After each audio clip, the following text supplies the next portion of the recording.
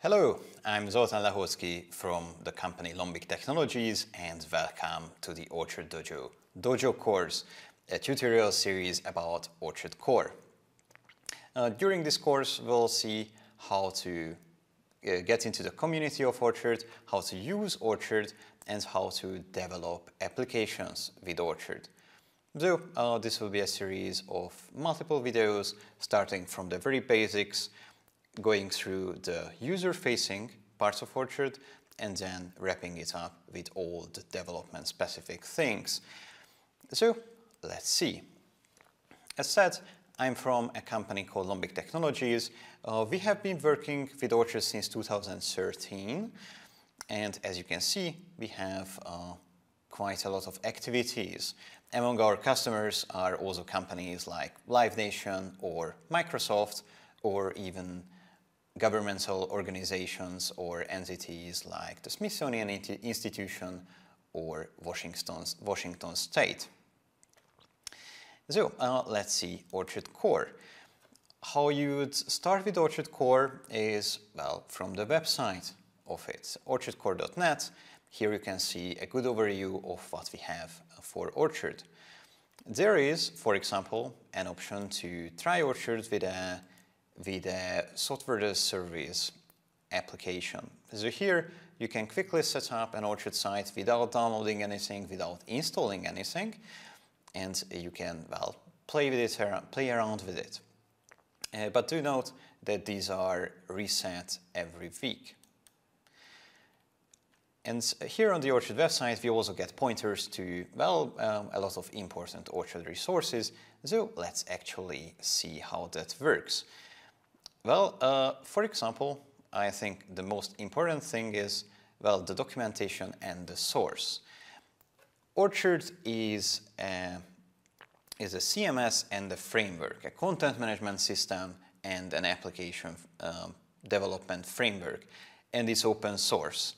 So you have access to the full source code, you can change anything in the source code, you can inspect anything there and learn from the source code, and there is a big community around it. So be aware that Orchard is not a product in a sense, like you would buy a product or buy into a product from a specific vendor, but it's an open source community-driven project. You become part of the community as well. And well, the source is community-driven and developed by the community, and of course, the documentation as well. So if you see something lacking somewhere, or if you see any issues with Orchard, the community is where you can get help. So let's see everything in more detail.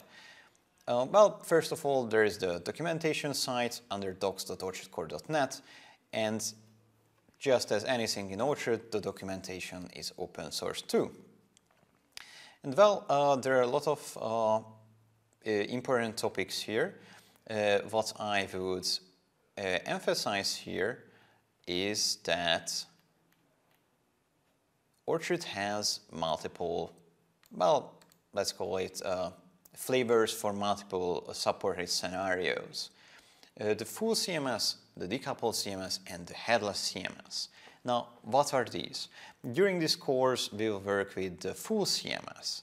It's actually the same Orchard application behind the scenes. It's just the question of which parts of it you are using.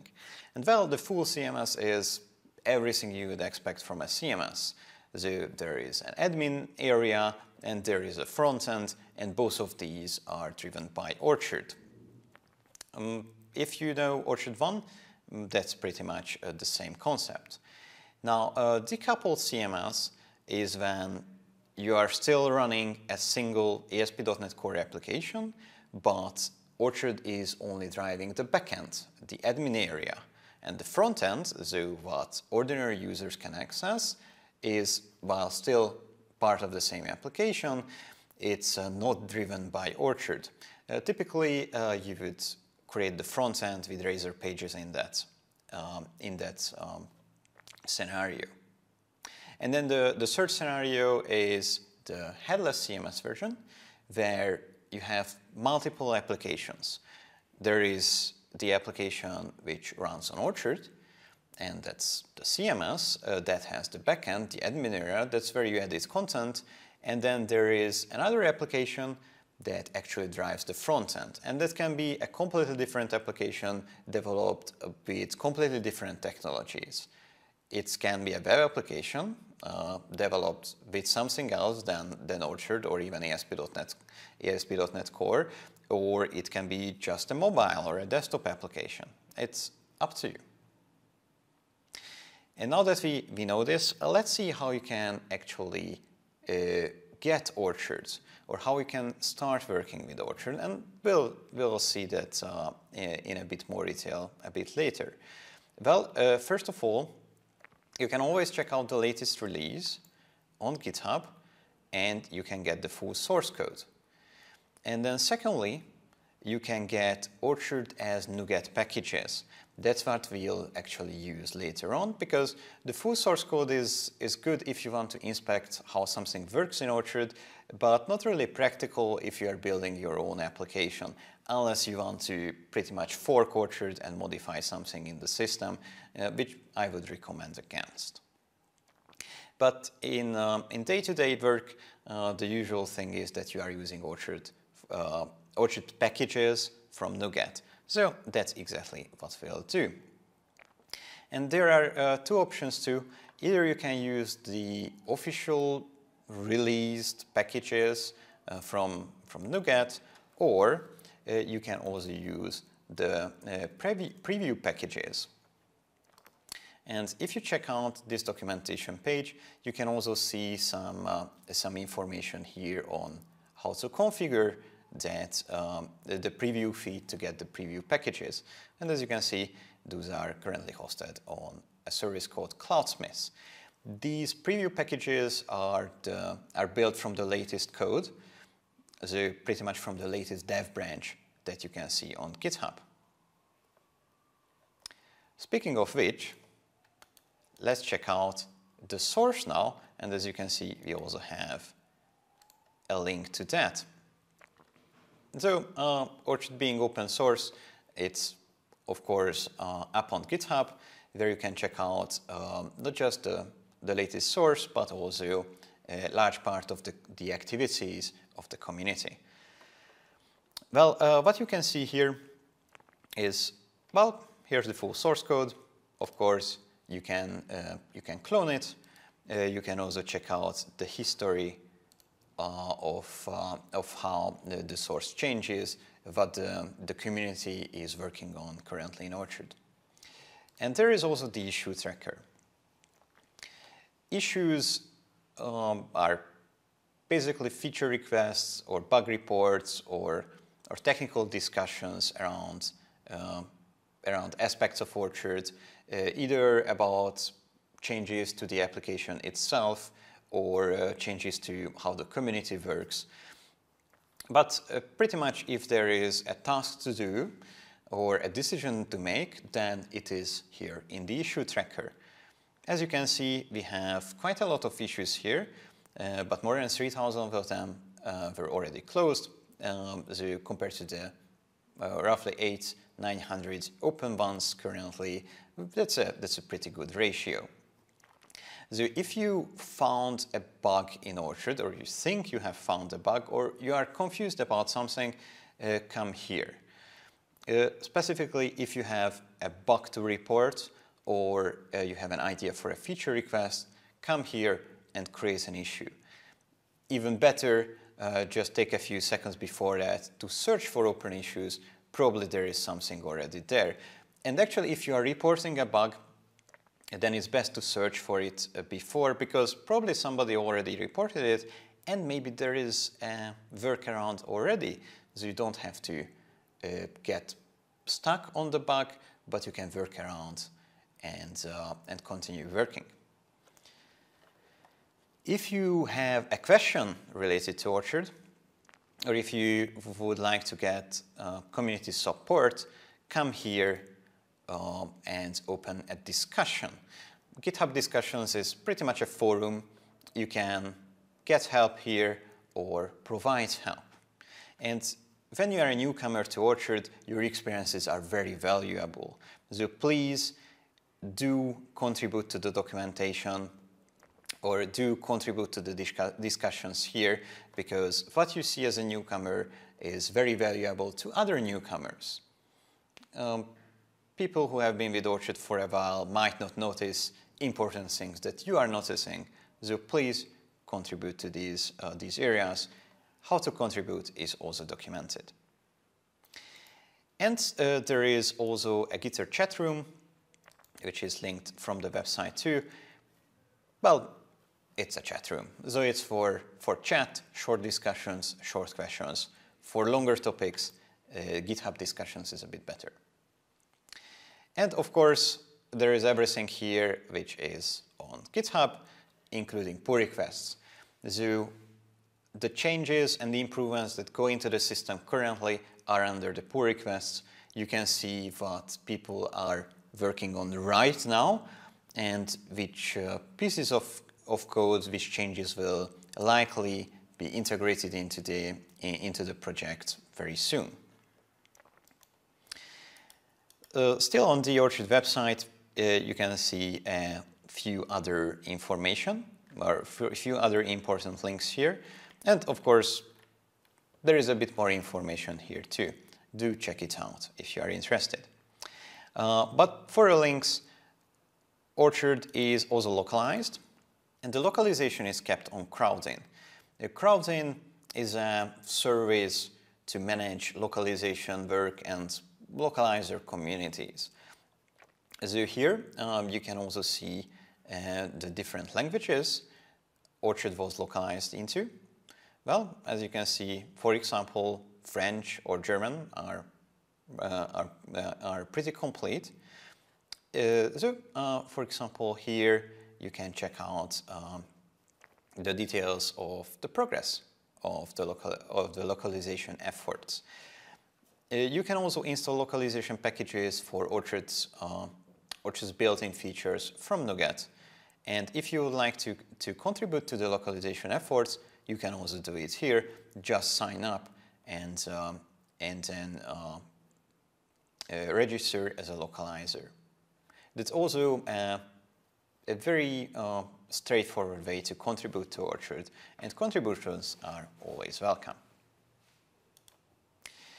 Orchard also has a community meeting every week. Well, actually it has 2 community meetings every week.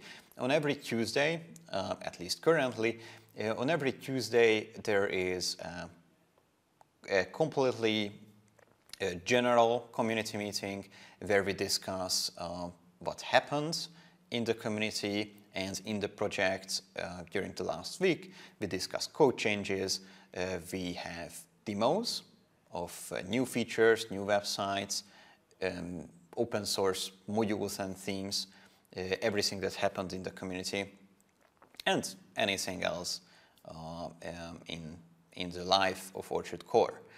And actually on every Thursday we have a very developer-focused meeting where we go through open issues, go through open pull requests, and generally just discuss very deeply technical things. Do join, at least on Tuesday. It's a very good way to get into the community and get into how Orchard works. And there is one community website run by us at Lombiq called Orchard Dojo. And Orchard Dojo is about learning and teaching Orchard and getting informed about Orchard. So, for example, we have, well, a blog post series called Orchard Nuggets, where we present some quick solutions to quick questions about Orchard. So, like how to debug a solution where you are using Orchard as NuGet packages. I mean, how to debug Orchard itself. Of course, your own application you can debug as usual. And we also have weekly blog posts about the community activity. So this is called This Week in Orchard, the This Week in Orchard series. And as you can see, pretty much every week we have a new blog post with with information about community events, new features, bug fixes, community demos, new websites, pretty much everything thoroughly detailed here. And you can access these as blog posts here, but you can also subscribe to our newsletter, which is the same thing, but you receive it as email. If you are looking for one-on-one Orchard training, mentoring, or training for your team in a company, you can also sign up for trainings here. And furthermore, you can access a lot of free and open source training and learning resources here. For example, we have the Dojo library here and the training demo module. So let's quickly check these out. The Dojo library is, well, a library of various Orchard goodies. It has documentation about best practices, guidelines, here under software development guidelines. I recommend you to check them out. This is pretty much the public documentation on how we work at Lombiq. There are also guidelines on how to do trainings, which is that we follow during all of our trainings. There are also various utilities that help development work that you can access here. So we have, for example, a lot of code snippets for you to use in Visual Studio that generate a lot of codes that you would use during Orchard development. I will actually utilize these later on. And there is also a utility scripts project that we will also use. We also have a Visual Studio extension that specifically helps Orchard development. And we also have static code analyzers that help you adhere to the guidelines and best practices detailed here. And there is also an Orchard link collection with all the important links to all the important Orchard resources. We have already seen the official sites, but there are a few other interesting things. So let's check these out. For example, there is Orchard Blogs. Orchard Blogs is a website actually on .nest.com, which is our Orchard software as a service. And this is pretty much, as it is also said here, the heartbeat of the Orchard community. This scrapes Orchard-related blogs automatically and displays them here in this feed. If you have an Orchard blog, do get in touch with us and we'll include it here. The .NET Foundation is very important for Orchard, of course, because this is the foundation that's behind Orchard.